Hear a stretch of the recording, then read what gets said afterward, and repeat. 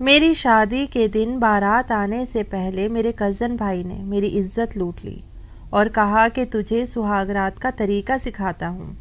میں اپنے کزن کے آگے رونے لگی، گڑ گڑانے لگی، لیکن اس نے میری ایک نہ سنی اور مجھے بے ہوش کر کے میری عزت لوٹ لی۔ جب ہوش آیا تو میں بہت بری حالت میں تھی کہ تبھی کمرے کا دروازہ زور سے بجنے لگا کہ جلدی کرو بارات آ گئی۔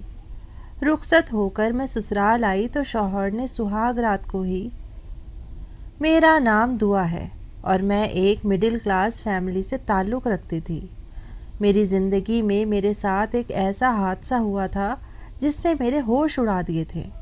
میں بہت زیادہ خوش تھی کیونکہ میرے لیے شادی کی خوشی بہت بڑی خوشی تھی جو کہ ہر لڑکی کے لیے ہوتی ہے۔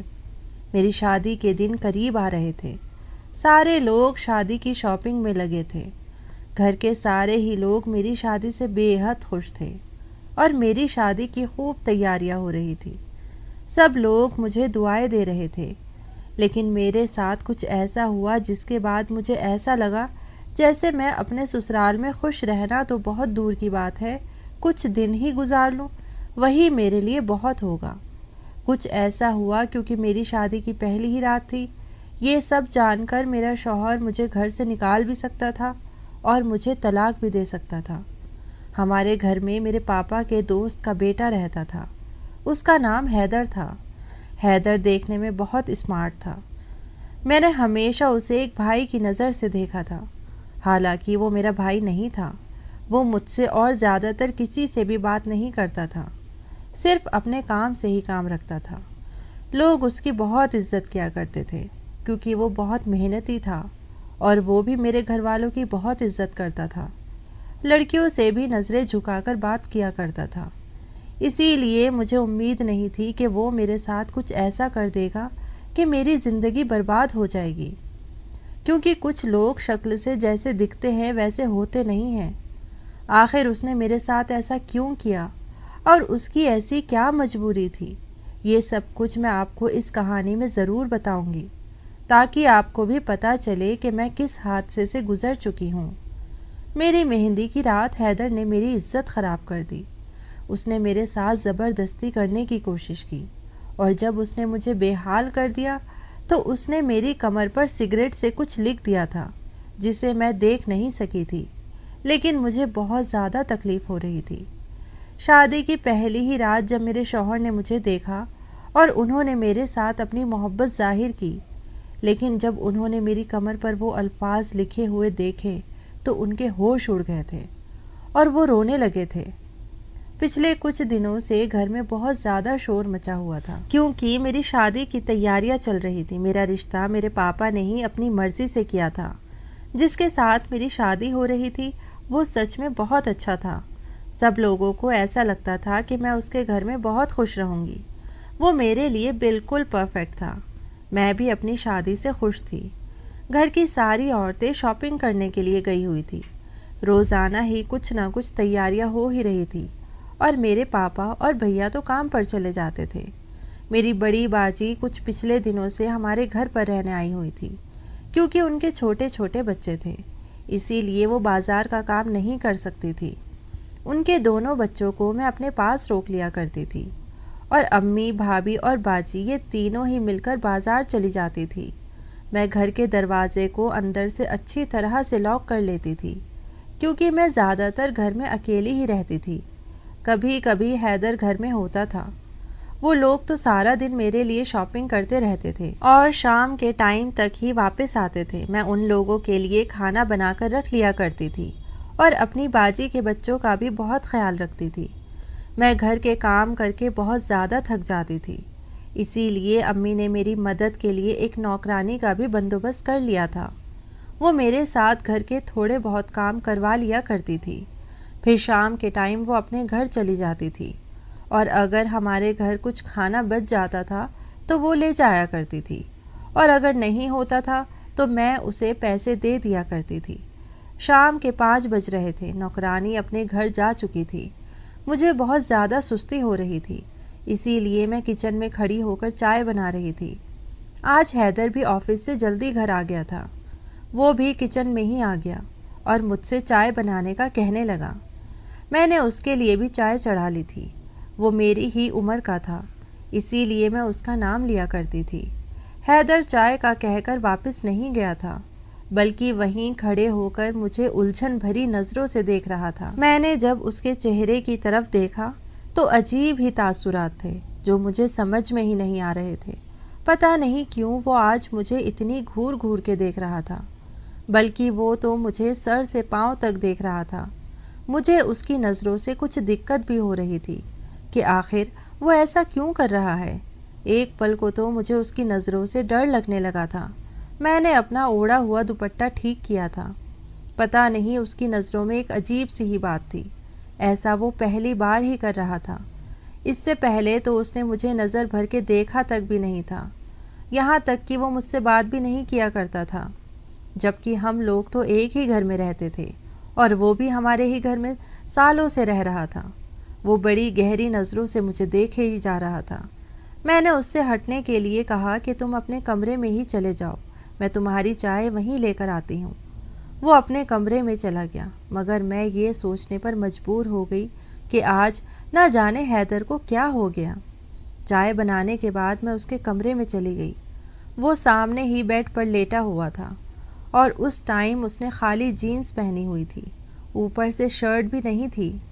اسے اس حالت میں دیکھ کر میں نے اپنی نظریں جھکا لی تھی اور میں کچھ شرمندہ سی بھی ہو رہی تھی۔ میں چائے کی ٹرے رکھ کر واپس جانا چاہتی تھی، لیکن اچانک ہی حیدر نے میرا ہاتھ پکڑ لیا اور مجھے اپنے پاس بٹھا لیا۔ میں اس کی اس حرکت کو سمجھ نہیں پائی تھی۔ اس کی آج کی ہر بات مجھے بڑی ڈرا دینے والی لگ رہی تھی۔ پچھلے کچھ دنوں سے میں نوٹ کر رہی تھی کہ حیدر کی حالت کچھ عجیب سی ہو گئی تھی۔ وہ ہر ٹائم گمسم سا رہتا تھا اور پتہ نہیں کہاں کھویا کھویا رہتا تھا۔ پہلے تو وہ پاپا کے ساتھ بات چیت بھی کر لیا کرتا تھا، لیکن اب تو وہ ان سے بھی بات نہیں کرتا تھا۔ آفس سے آتے ہی فوراً اپنے آپ کو کمرے میں بند کر لیا کرتا تھا، اور جب کھانے کا ٹائم ہوتا تو کھانا کھا لیا کرتا تھا، اور کبھی کبھی تو ہمیں ہی بار بار اسے کھانے کے لیے بلانا پڑتا تھا۔ پتہ نہیں اس کی ایسی حالت کیوں ہو گئی تھی، اور پتہ نہیں ادھر ادھر دیکھ کر کیا تماشا کرتا رہتا تھا۔ اسے جب بھی کوئی بلانے کے لیے جایا کرتا تو وہ چونک جایا کرتا تھا۔ امی بھی اس کی ان حرکتوں کو کافی دنوں سے نوٹ کر رہی تھی، اور اب وہ اس بارے میں پاپا سے کہتی کہ حیدر کو نہ جانے کیا ہو گیا ہے، وہ تو بالکل ہی بدل گیا۔ گھر میں رہتے ہوئے بھی اس کی موجودگی کا احساس ہی نہیں ہوتا، اور نہ ہی وہ آج کل ہم لوگوں کے ساتھ بیٹھ کر کوئی بات چیت ہی کرتا ہے، نہ پہلے کی طرح ہنستا ہے، نہ بولتا ہے، اور نہ کسی سے کوئی بات ہی کرتا ہے۔ امی پاپا کو اس طرح پریشان دیکھ کر میں انہیں تسلی بھی دے دیا کرتی تھی کہ وہ تو ہمیشہ سے ہی ایسا ہے، اور یہ بات ایک حد تک سچ بھی تھی۔ اس سے پہلے کہ حیدر مجھ سے کچھ کہتا، میں دروازے کی آواز سن کر کمرے سے باہر آ گئی تھی۔ آج امی، بھابھی اور باجی مارکیٹ سے ٹائم سے پہلے ہی آ گئی تھی۔ وہ کہنے لگی کہ آج تمہارے سسرال والوں کو ہمارے گھر پر آنا ہے، اسی لیے ہم لوگ گھر جلدی آ گئے ہیں۔ ان لوگوں کے ساتھ کچھ دیر بیٹھ کر میں اپنے کمرے میں آ گئی تھی، اور پھر بیٹھ کر حیدر کے اس رویے کے بارے میں سوچنے لگی۔ میرے دماغ میں اس کی حرکتیں بار بار گھوم رہی تھی، مگر میرے کچھ سمجھ میں ہی نہیں آ رہا تھا۔ میری الجھن بڑھتی ہی جا رہی تھی، اور اب تو میری شادی کے دن بھی قریب آ گئے تھے۔ میری شادی کو بس 1 مہینہ ہی رہ گیا تھا، اور آہستہ آہستہ یہ 1 مہینہ بھی گزر گیا تھا۔ میری مہندی کا دن بھی آ گیا۔ اس دن میں اپنے کمرے میں تھی اور اچھے طریقے سے تیار ہو رہی تھی۔ آج کا دن اور آنے والے جتنے بھی دن تھے میرے لیے بہت خاص ہونے والے تھے۔ میں اپنے ان آنے والے دنوں کے بارے میں سوچ سوچ کر بہت خوش ہو رہی تھی۔ میں اپنی شادی کے لیے بے حد خوش تھی۔ مجھے اپنا گھر بہت یاد آنے والا تھا، کیونکہ میں نے اپنے ماں باپ کے گھر میں جتنا بھی وقت گزارا تھا بہت اچھا گزارا تھا۔ میرے ماں باپ نے مجھے دنیا کی ہر خوشی دی تھی، کبھی میری آنکھ میں ایک آنسو تک نہیں آنے دیا تھا۔ میں اس گھر کو چھوڑ کر جانے والی تھی، اور میں اسی پریشانی میں گم تھی، اور ساتھ ساتھ یہ بھی سوچ رہی تھی کہ پتہ نہیں سسرال کیسا ہوگا، میرا ہونے والا شوہر نہ جانے میرے ساتھ کس طرح سے پیش آئے گا۔ تبھی میری ماں نے کہا کہ وہ لوگ تھوڑی ہی دیر میں مہندی کی رسم کرنے کے لیے آ رہے ہیں۔ ہم لوگوں کو تیار ہو کر ہال میں جانا تھا کیونکہ مہندی کا فنکشن ہال میں ہی تھا۔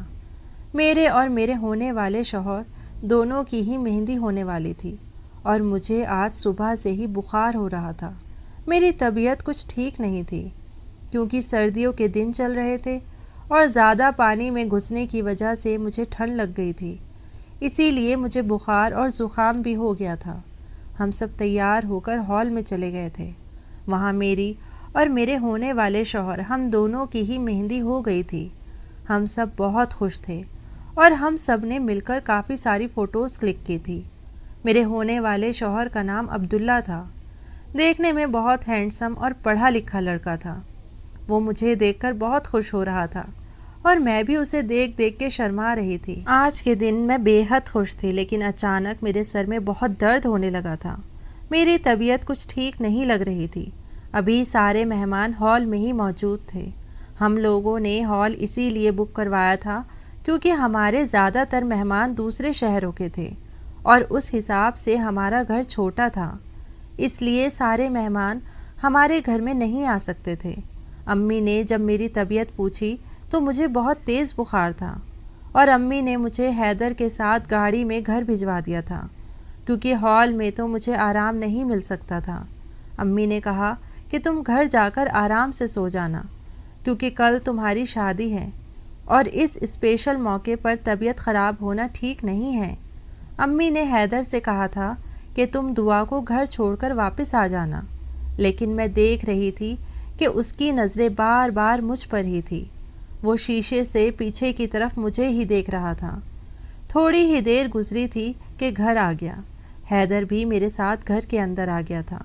مجھے لگا شاید اس کا کچھ سامان چھوٹ گیا ہوگا، لیکن اس نے تو گھر کے اندر گھستے ہی گھر کا دروازہ لاک کر دیا تھا۔ میں کچھ سمجھ نہیں پائی تھی۔ میں تو سیدھا اپنے کمرے میں چلی گئی تھی کیونکہ میرے سر میں بے انتہا درد ہو رہا تھا اور میں بخار میں تپ رہی تھی۔ مجھے ابھی دوائی بھی کھانی تھی۔ حیدر اور میں گھر میں اکیلے تھے اور میں اس ٹائم اپنے کمرے میں کھڑی ہوئی اپنی دوائیاں ڈھونڈ رہی تھی اور پھر مجھے دوائی مل بھی گئی۔ دوائی میں نے اپنے تکیے کے نیچے ہی رکھی ہوئی تھی اور خود ہی بھول گئی۔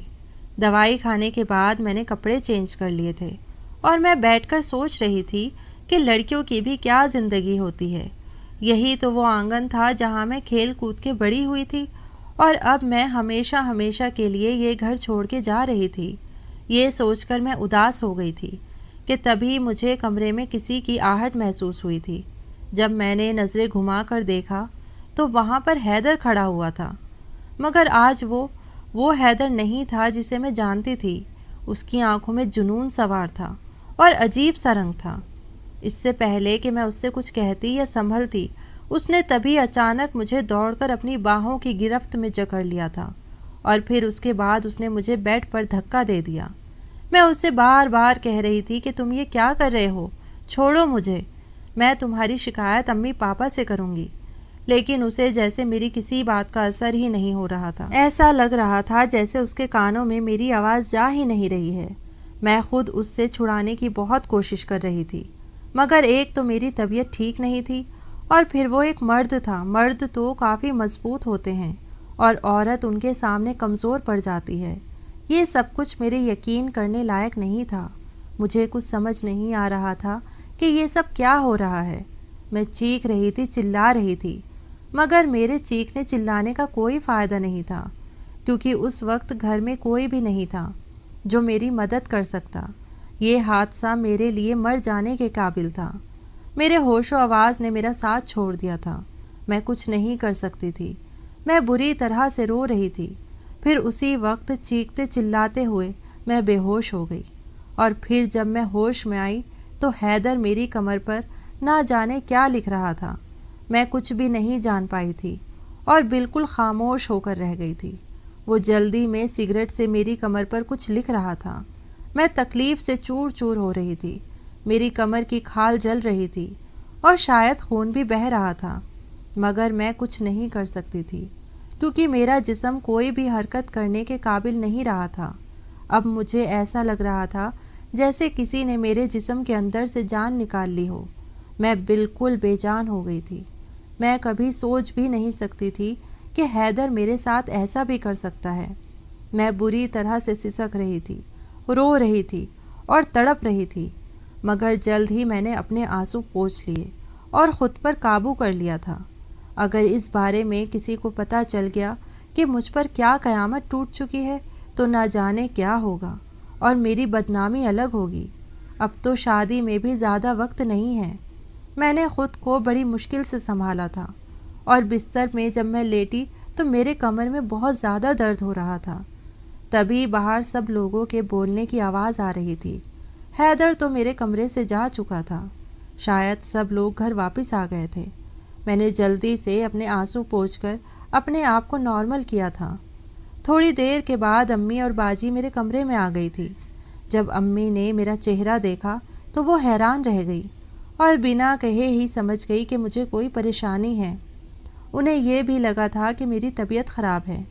انہوں نے میرا چہرہ اپنے ہاتھوں میں تھام لیا تھا اور کہا، کیا بات ہے دعا، تمہاری طبیعت زیادہ ہی خراب ہو رہی ہے، تم اتنی اداس کیوں لگ رہی ہو؟ اگر ایسا ہے تو ہم تمہیں کسی اور ڈاکٹر کو دکھا دیتے ہیں۔ میں نے بہت مشکل سے اپنے آنسو پوچھے تھے اور امی سے کہا کہ کچھ نہیں، میں بالکل ٹھیک ہوں، میں نے دوائی کھا لی ہے، ٹھیک ہو جاؤں گی۔ تبھی امی نے مجھے گلے سے لگا لیا اور کہنے لگی کہ اگر تم آنے والے وقت کی وجہ سے پریشان ہو تو تم فکر مت کرو، ہر لڑکی کے ساتھ یہ وقت ضرور آتا ہے، تم ٹینشن مت لو، سب کچھ ٹھیک ہو جائے گا، اپنے دماغ پر کسی طرح کی ٹینشن سوار مت کرو۔ وہ مجھے اور بھی کئی تسلیاں دے کر چلی گئی تھی، لیکن میرا دماغ تو کہیں اور ہی الجھا ہوا تھا۔ میں اپنی شادی کو لے کر جتنا زیادہ خوش تھی، میری ساری خوشیاں اب پوری طرح سے ختم ہو گئی تھی۔ میں دل ہی دل میں امی سے کہہ رہی تھی کہ امی، اگر آپ کو پتہ چل جائے کہ آپ کی بیٹی کے ساتھ کیا ہوا ہے تو شاید آپ کا دل دھڑکنا ہی بھول جائے کہ اپنے ہی گھر میں اپنی ہی بیٹی کے ساتھ کتنا بڑا ظلم ہوا ہے۔ تبھی امی مجھے سونے کا کہہ کر وہاں سے چلی گئیں اور باجی بھی چلی گئیں۔ میں جانتی تھی کہ یہ سن کر وہ بہت زیادہ پریشان ہو جائیں گی، کیونکہ میں اپنے گھر میں سب سے چھوٹی تھی اور نازک بھی تھی۔ میری امی میرے سامنے کبھی کمزور نہیں پڑتی تھی، کبھی روتی نہیں تھی، مجھے ہمیشہ سنبھالتی تھی، اور اسی لیے امی اور پاپا مجھے سب سے زیادہ پیار کرتے تھے۔ اگلے دن مجھے رخصت ہو کر ہمیشہ کے لیے اپنے سسرال چلے جانا تھا۔ کل تک میں اتنی خوش تھی کہ آنے والے وقت کے خیالوں میں ہی رہتی تھی، مگر اب مجھے بار بار ڈر محسوس ہو رہا تھا۔ مجھے ڈر لگ رہا تھا کہ نہ جانے اب کیا ہوگا۔ اگر میرے شوہر کو سب پتہ چل گیا تو میرا شوہر تو شادی کی پہلی ہی رات مجھے ڈائیورس دے کر گھر سے باہر نکال دے گا، کیونکہ اسے کیا پتا کہ میری عزت تو کسی اور کے ہاتھوں خراب ہو چکی ہے۔ میں ڈرتے ڈرتے دل میں کئی خیال پیدا کر رہی تھی۔ شادی کا دن بھی آ گیا تھا، سب لوگ بہت زیادہ خوش تھے، اور سب کے خوش چہرے دیکھ کر میری آنکھوں میں بار بار آنسو آ رہے تھے۔ جب میری فیملی کے لوگوں نے دیکھا کہ اس کی آنکھوں میں بار بار آنسو آ رہے ہیں تو انہیں اس کا مطلب یہ لگا کہ میری رخصتی ہونے والی ہے، شاید اسی لیے میں رو رہی ہوں۔ کوئی بھی میرے دل کے حال کو نہیں جانتا تھا۔ میں جب بھی حیدر کو دیکھتی تو مجھے اس سے نفرت ہو رہی تھی، دل کر رہا تھا کہ میں اسے جان سے مار دوں۔ اس نے میری زندگی خراب کر دی ہے، آخر اسے ایسا کر کے کیا ملا؟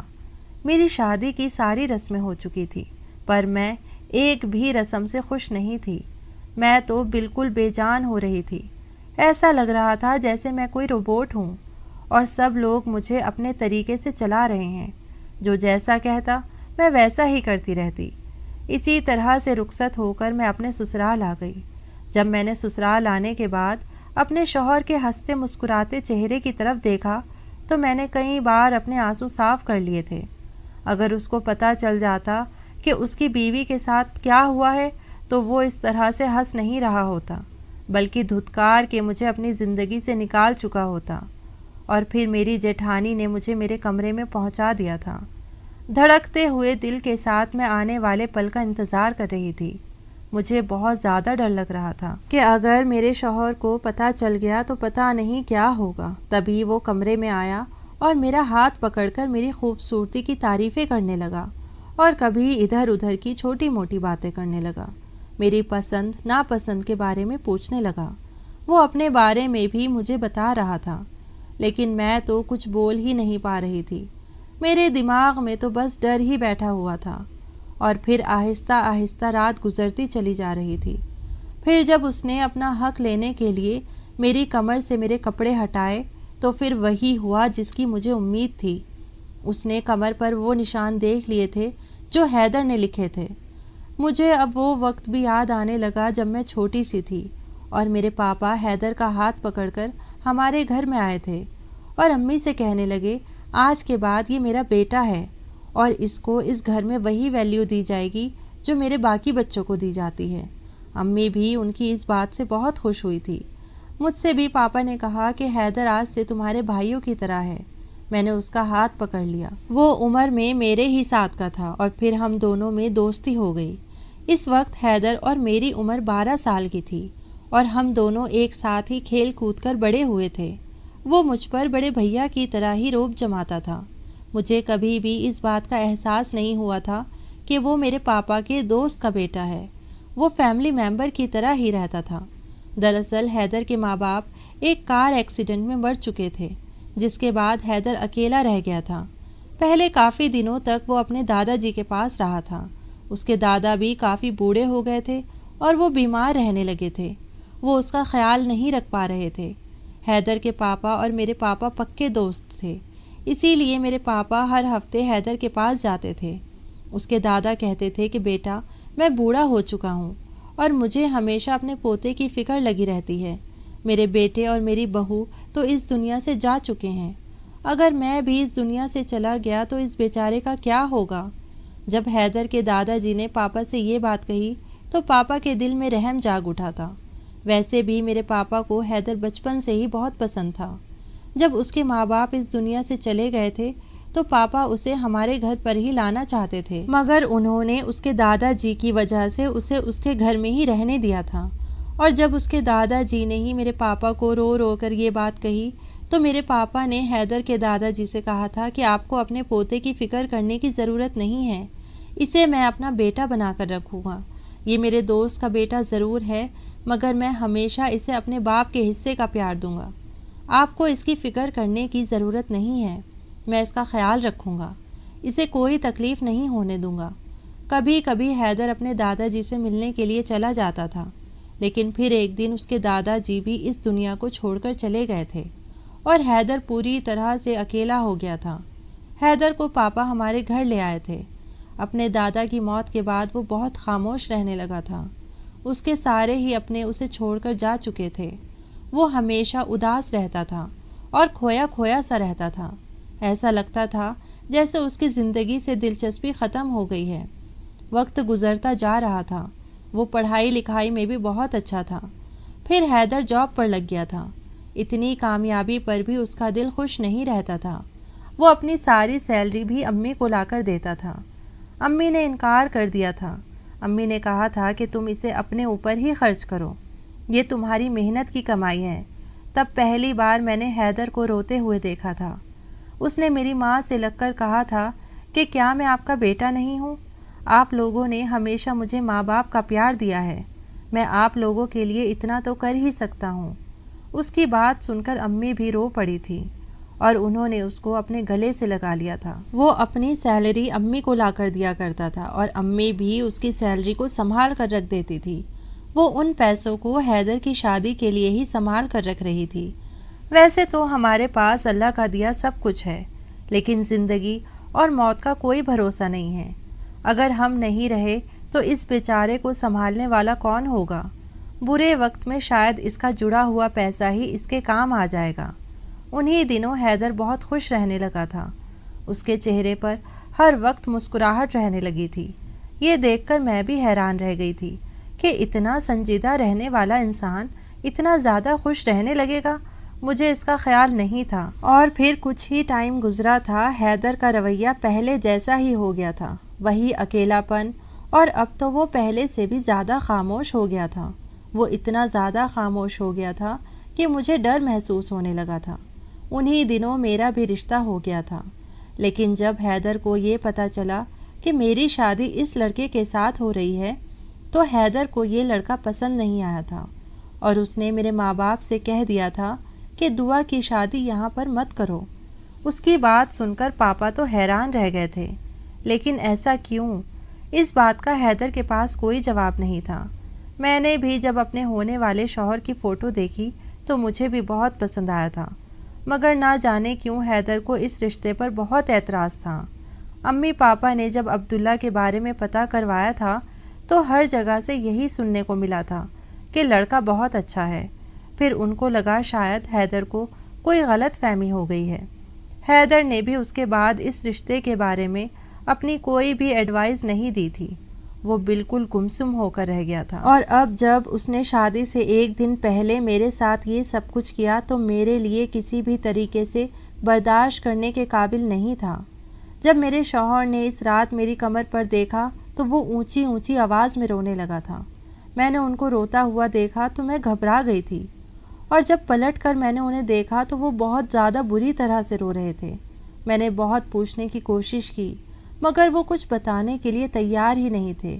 نہ جانے اسے کس بات کا غم تھا جو انہیں رلا رہا تھا۔ میری کمر پر ایسا کیا لکھا ہوا تھا کہ جس وجہ سے ان کی ایسی حالت ہو گئی تھی؟ تبھی انہوں نے مجھ سے کہا کہ تم سو جاؤ اور اس بارے میں کسی سے کچھ مت کہنا۔ میں ان کے اس الجھے ہوئے بیہیویئر سے حیران اور پریشان رہ گئی تھی اور رات بھر یہی سوچتی رہی۔ میں تو سمجھتی تھی کہ ان کو اس بات پر غصہ آئے گا، نہ جانے وہ میرے ساتھ کیا سلوک کریں گے، لیکن ان کا رونا تو میری سمجھ سے ہی باہر تھا، اور میں یہ سب کچھ سوچتے سوچتے نہ جانے کب گہری نیند میں چلی گئی تھی۔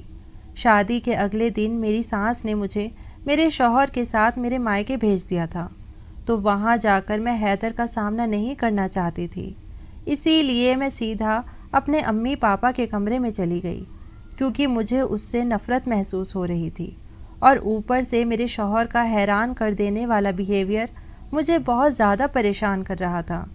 2-3 گھنٹے وہاں پر گزارنے کے بعد میں واپس اپنے شوہر کے ساتھ سسرال آ گئی تھی، لیکن اب تو میری زندگی بدل کر ہی رہ گئی تھی، کیونکہ جیسا میں نے اپنے شوہر کے بارے میں سنا تھا وہ بالکل الگ تھے۔